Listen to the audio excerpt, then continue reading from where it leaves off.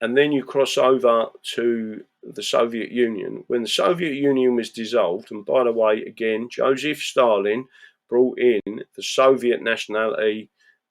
You could not be Russian. You couldn't be Polish. You couldn't be Bulgarian. You couldn't be any of those things. You could only be a Soviet. So Joseph Stalin brought this thing in, right? It came from the British, right? And that is, we are changing your nationality. You are these people, right? And when they did that, they put a Soviet thing on the foreheads of everyone, and that meant they had no rights. That's one of the reasons why they all ended up in the gulag. Well, not all of them, but a lot of them.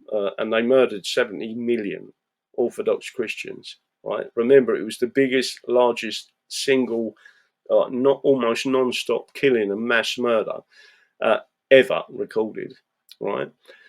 I want you to understand that Alexander Stein, who wrote 13 volumes on the Soviet Union, right? A very clever man, very articulate. He went out to America to get away from Russia. They had to smuggle him out, not Russia, the Soviet Union. They had to smuggle him out. And one of the things he was asked as a question was, what is your biggest bugbear? And he said, my biggest gripe are the people who conflate Russian and Soviet. I am a Russian. I have never been a Soviet. I do not look at Soviets. The Soviet is a non-entity. So you all need to understand that England and the English are in effect common law jurisdiction of nationality. That's the easiest way to look at it.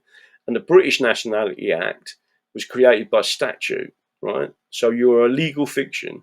You have been created as a legal fiction. You do not have English rights if you accept British nationality. You're no longer English.